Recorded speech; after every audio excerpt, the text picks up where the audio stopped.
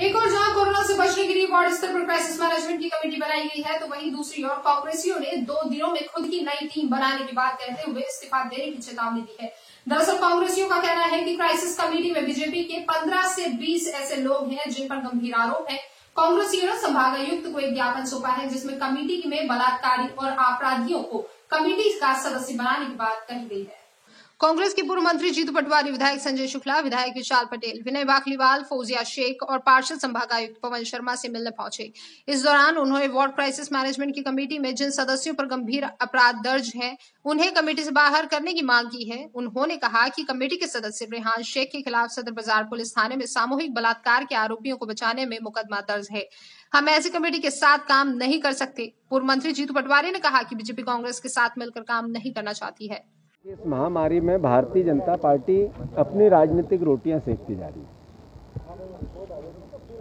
मैंने बयान के जरिए, चिट्ठी लिख के, ट्विटर के जरिए मिलके शिवराज सिंह जी से आपस में बात करके अनुरोध किया है कि सर इस पेंडेमिक में हम सब साथ हैं आपके, आप ऐसा कोई व्यवहार बनाओ जिसका जनता में मैसेज ऐसा जाए कि हमें इस महामारी से लड़ना है, कोई विचार नहीं, हाँ कर लेते हैं और व्यवहार दूसरा करते हैं। इंदौर शहर की अखबार वालों ने लिस्ट निकाली कि 15 बलात्कारियों को उसमें जगह मिल गई, पर कांग्रेस के लोगों को जगह नहीं दी। 25 लोग ऐसे हैं जो किसी न किसी बड़े अपराध यानी संदिग्ध अपराध में ग्रसित है, पर कांग्रेस को जगह नहीं देगी। फिर हमने 5 दिन तक वेट किया अपना पक्ष रख के। उस दिन मंत्री जी को सार्वजनिक कहा, एक दिन मंत्री जी को सार्वजनिक मैंने भाषण में कहा, मेरे ट्विटर पे है वो, कि मंत्री जी आप व्यवहार को सकारात्मक रखें, पर कोई असर नहीं। हम अनुरोध करते हैं और आपके माध्यम से इंदौर शहर की जनता को बताना चाहते हैं कि बीजेपी के लोग कांग्रेसियों को साथ में लेना चाहते, राजनीति करना चाहते हैं।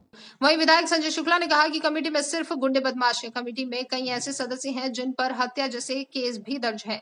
कुल मिलाकर कांग्रेसियों ने इस कमेटी के साथ काम करने का विरोध कर दिया है। आपराधिक सदस्यों को बाहर निकालने के बाद ही मिलकर काम करने की बात कही जा रही है। पहली बार ऐसा कमेटी में उसमें भारतीय जनता पार्टी के लोगों को लिया और ऐसे लोगों को लिया जो गुंडे, बदमाश, बलात्कारी, डकैती और नगर निगम में कर्मचारी काम कर रहे, भारतीय जनता पार्टी के लोगों का काम कर रहे, उन लोगों को लिया गया। और कल का तो ऐसा दुर्भाग्य हुआ, कल एक अपराधी जो इस कमेटी के अंदर था, रेहान शेख, उस पर हत्या केस भी चल रहा था, परंतु कल उन्होंने 3 दिन से लगातार ये बलात्कार का केस था चोरल का, परंतु 3 दिन बड़ी मुश्किल से उनके परिवार के लोगों ने सब दूर यहाँ से वहाँ भोपाल तक बोला, तो उसके बाद कल जाके केस दर्ज हुआ और वो भी इस कमेटी का मेंबर है और उस पर भी केस दर्ज हुआ, उसको भी नहीं हटा रहे।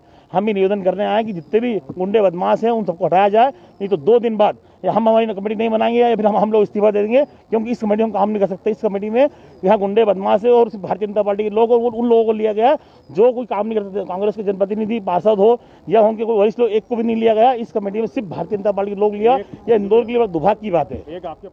वहीं इस मामले में संभागायुक्त पवन शर्मा ने कहा कि कांग्रेसियों जनप्रतिनिधि मंडल उनसे मिला है, उन्होंने निगम आयुक्त से मिलकर उचित कार्रवाई करने की बात कही है।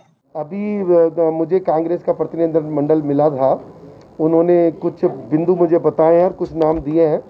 मैं नगर निगम कमिश्नर से इस संबंध में चर्चा करूंगा और जो भी रिपोर्ट लूंगा और उसके बाद आवश्यक कार्रवाई करेंगे।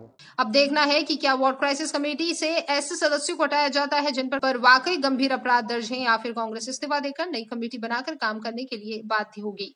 लेकिन सवाल यह भी है कि इनकी आपसी राजनीति में इंदौर में कोरोना कैसे हारेगा।